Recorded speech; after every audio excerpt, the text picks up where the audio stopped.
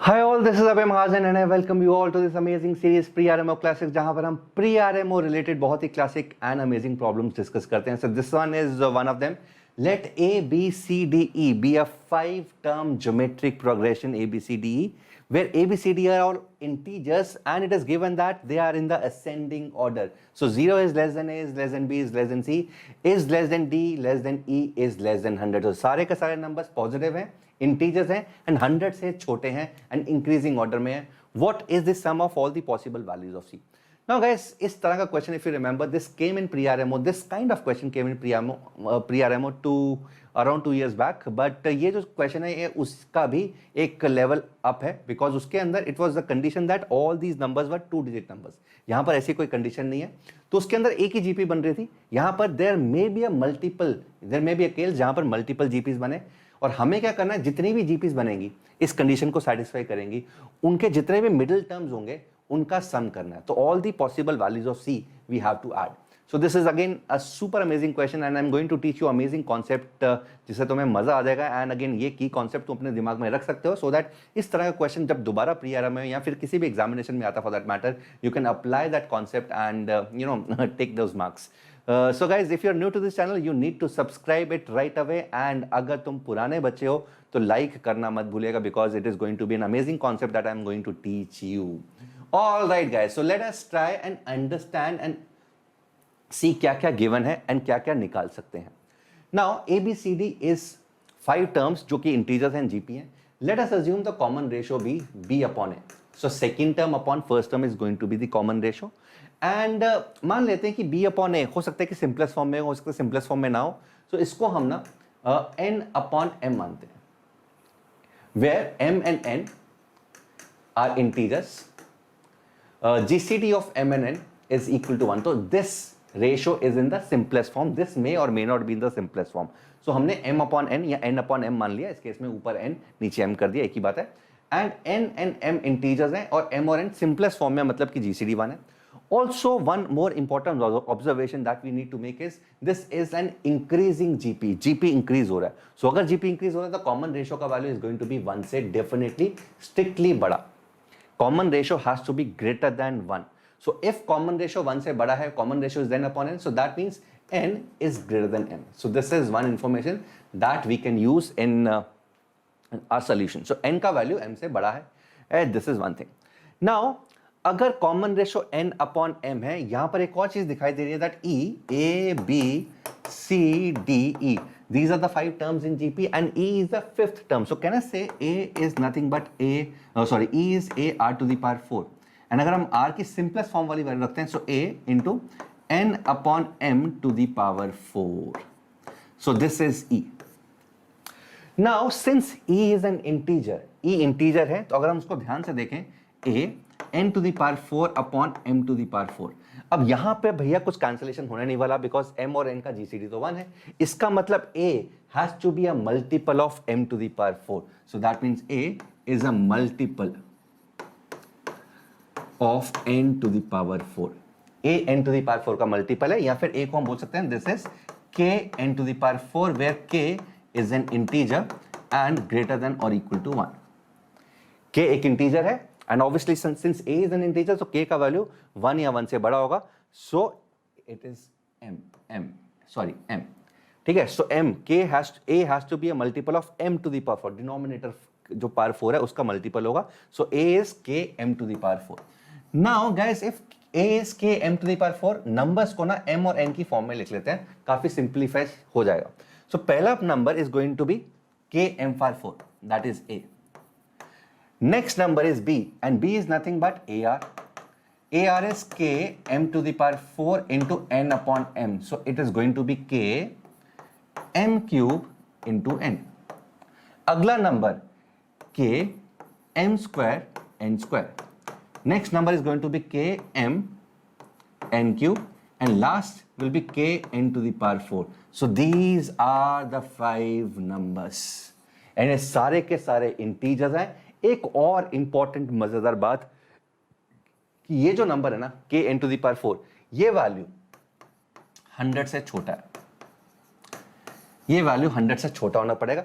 तो जैसे ही ये वैल्यू 100 से छोटा है तो मेरे बच्चों यहां पर एक बहुत ही बढ़िया सी कंडीशन आ जाएगी, बिकॉज बहुत कम नंबर्स होंगे जिसकी पावर 4 और k जो है 1 या 1 से बड़ा है। तो अगर मैं k को 1 भी लेता हूं, n टू द पावर 4 100 से छोटा बहुत ही कम नंबर्स हैं। इनफैक्ट मेरे को यहाँ पे दिखाई दे रहा है दैट ये 4 से ऊपर तो नहीं जा रहा। सो इसको थोड़ा सा कंटिन्यू करते हैं।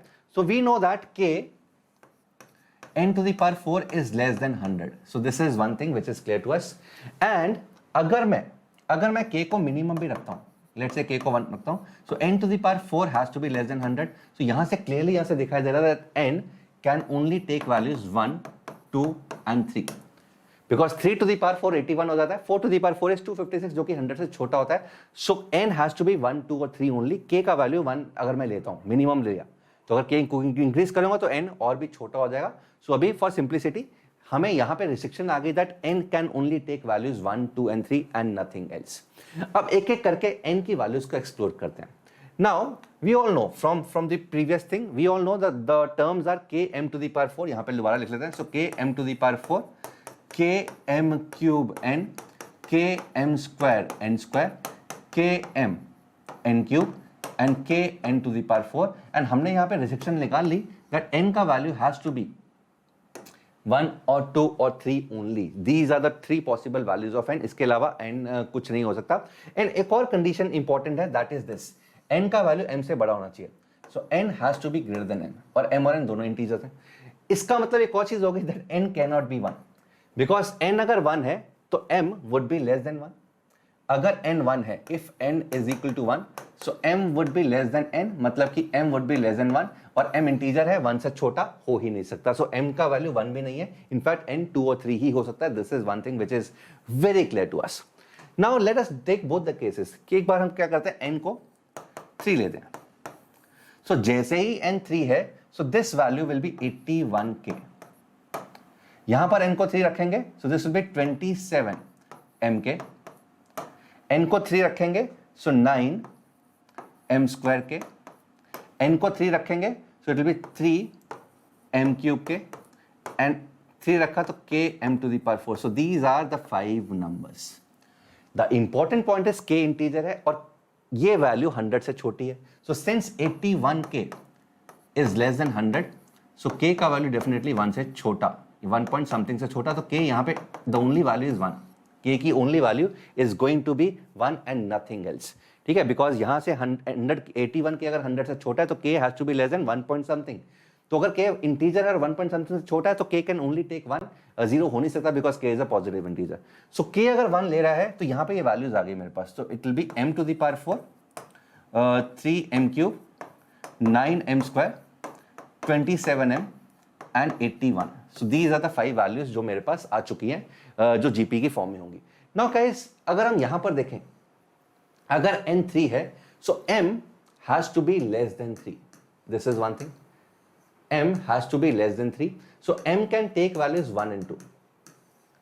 m अगर 1 लेता है तो ये value is going to be 9 into 1 square, and अगर 2 लेता है तो 9 into 2 स्क्वायर। से दोनों के दोनों से ये सारे के सारे इंटीजर्स बनेंगे एंड जीपी भी होगी।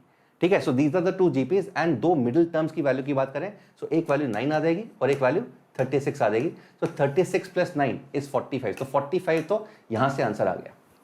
जब n का वैल्यू 3 है, so there will B 2 GPs, 2 GPs होंगी। वो जीपी मैं पूरी की पूरी नहीं लिख रहा, but because we are concentrated only on finding the middle term के सम्स, तो मैं जितने भी मिडिल टर्म्स है उनको लिख के उनका सम निकाल रहा हूं। सो 2 मिडिल टर्म्स 9 m स्क्वायर की फॉर्म की होगी, एक का m1 एक का m2।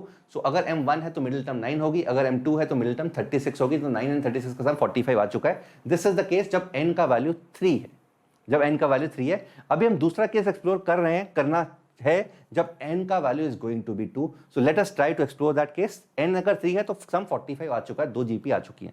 Now let us try to explore the case when n is equal to 2। n is equal to 2 वाला केस हम यहां पर एक्सप्लोर करने वाले हैं। Let us write this 5 terms again. So k m to the power 4,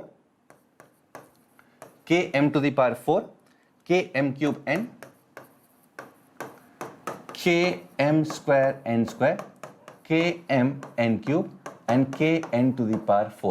We are trying the case n का value 2 है, and again हमें पता है from the original discussion m has to be less than n.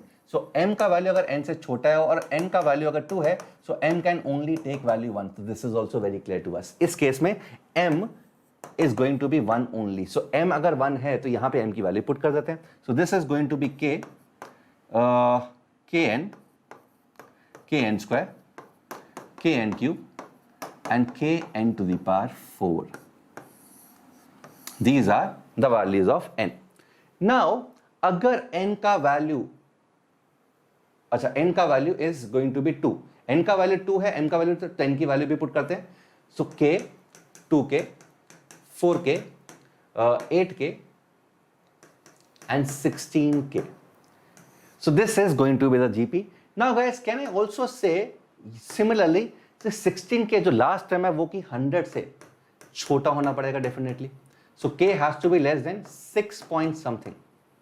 And k integer है. So k यहाँ पे कौन कौन से वैल्यूज ले सकता है? 1, 2, 3, 4, 5 and 6. इसका क्या मतलब है? इसका ये मतलब है कि अगर n का वैल्यू 2 है, there will be 6 such GP. ऐसी 6 जीपी बनेंगी जिसके सारे के सारे terms are going to be integers.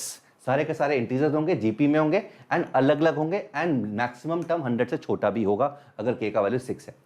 तो गाइज हमें क्या फाइंड करना है? हमें तो मिडिल टर्म के सारे की सारी पॉसिबिलिटीज एंड उनका सम फाइंड करना है. सो अगर k 1 है तो middle term is going to be 4, k अगर 2 है तो middle term is going to be 8, 12, 16, 20 and 24. तो 6 जीपीज यहां से आएंगी. तो कितनी जीपीज बनेंगी overall? There will B 8 GPs, 2 पहले केस में और 6 अभी, तो टोटल 8 जीपीज बनेंगी. उन 8 जीपीज के मिडिल टर्म का सम. तो पिछला सम अगर हम देखें, if you remember this is 45, तो आंसर हमारा 45 प्लस ये सारी वैल्यूज. अब 4 से लेकर 24 तक का सम, तो अगर मैं 4 कॉमन ले लेता हूं, 1 plus 2 plus 3 up to 6, so that means 4 into 6 into 7 upon 2 and this is going to be कितना हो गया ये? 21 इंटू 6,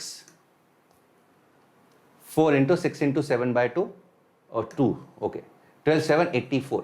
सो 84 ये, 45 ये, so our answer is going to be 84 plus 45, that means it is 129. So 129 will be our right answer. So sum of all the possible values of C is going to be 129. Question बताने में थोड़ा सा time लग गया because ऐसे बच्चे जिन्होंने इस तरह का क्वेश्चन पहले नहीं किया हुआ या प्री आरएमओ का पेपर नहीं देखा हुआ, उनको बताने के लिए एक एक स्टेप बाय स्टेप चलना पड़ा था.